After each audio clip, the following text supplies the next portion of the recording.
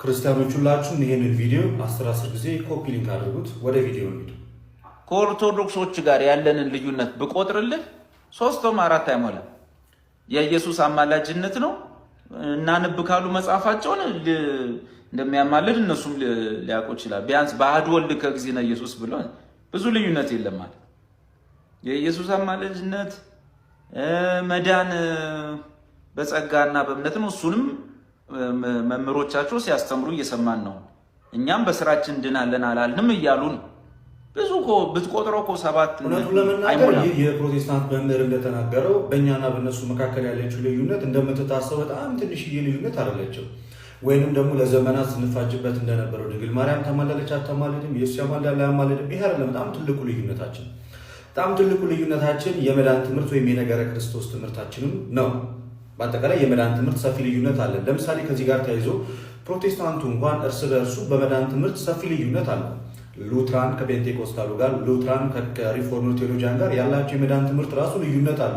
እሱን እዛ ጋር እንያዘውና በሌላ ቪዲዮ እንመጣበታለን። ከእኛ ጋር ግን እነሱም አሁን ያለ ስራችን በጸጋ መዳን እንችላለን ማለት ጀምረዋል አለ። እኛ ዛሬ አይደለም ያሉ ከድሮም ጸጋው በእምነት ያድናል ብለን እንናገራለን፣ እናምናለን። ያ ማለታችን ግን እናንተ እንደምትሉት እያልን አይደለም። እናንተ ያለ ስራ ድነናል ስትሉና እኛ ያለ ስራ ድነናል ስንል ሰማይና ምድር ያለ ልዩነት አለ። እኛ ያለ ስራ ድነናል ስንል አምነን ተጠምቀን የጌታን ቅዱስ ሥጋና ክቡር ደም ተቀብለን እንላለን። ማርቆስ 16:16 ዮሐንስ ወንጌል 6:51 ላይ እንዳለው ዮሐንስ 3:5 ላይ ያሉትን ጥቅሶች መሰረት አድርገን እናንተ ግን ጥምቀትን ኤክስክሉድ ያደረገ ወይንም በእምነት ብቻ ወይም በጸጋ ብቻ እንጂ መጠመቅም ወደ ጌታን ሥጋና ደም መቀበል ድነትን ይሰጣል ብላችሁ አታምኑም። በዚህም ሰፊ ልዩነት አለ።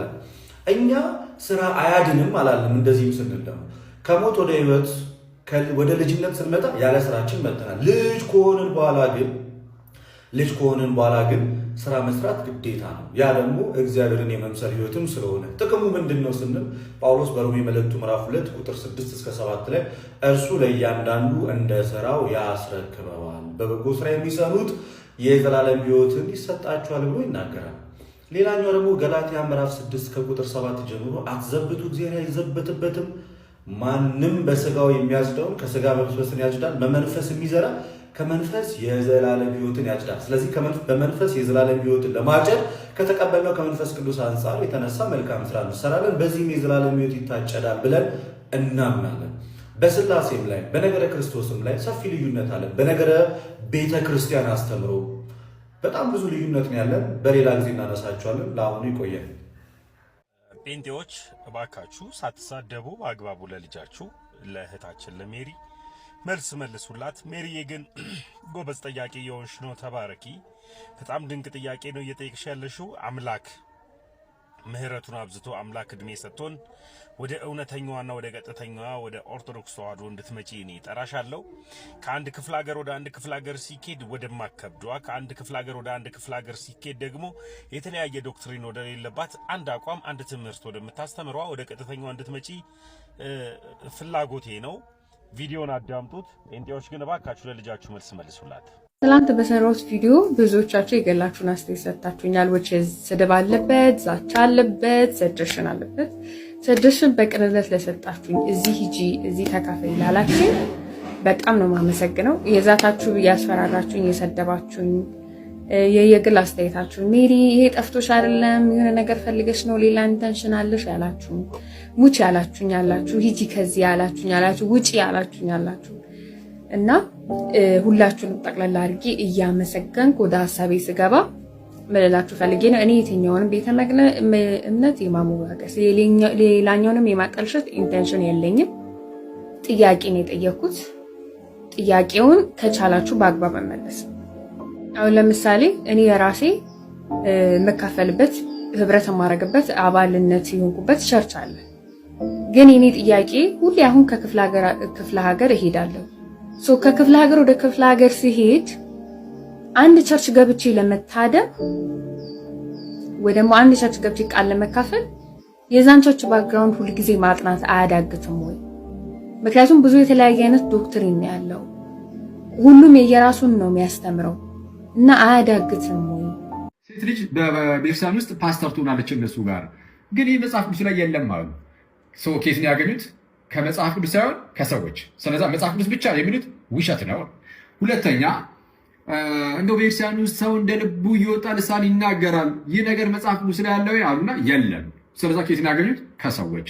ስለዛ ሰዋዊ የሆነ ትምህርት ስላላቸው መጽሐፍ ቅዱስ ብቻ የሚሉት ውሸት ነው። እንደው ከኦርቶዶክስ ጋር ለመጨቃጨቅ ያህል ነው አሉ። የመጀመሪያው ነጥብ አዎ ትክክል ናቸው። መጽሐፍ ቅዱስ ብቻ ይላሉ እንጂ መጽሐፍ ቅዱስ ብቻ እያሉ ግን መጽሐፍ ቅዱስ ብቻ የሚባለውን ትምህርት የማይቀበሉ ናቸው ፕሮቴስታንቶቹ ራሳቸው። ሁለተኛው ነጥብ ግን እሳቸው ራሳቸውም መጽሐፍ ቅዱስ ብቻ ይላሉ ግን አይቀበሉትም። እንዴት ያላችሁኝ እንደሆነ ለምሳሌ ጥምቀት አያድንም ብለው ነው የሚያስተምሩት። ግን መጽሐፍ ቅዱስ ላይ ጥምቀት አያድንም ሳይሆን ጥምቀት ያድናል ነው የሚለው።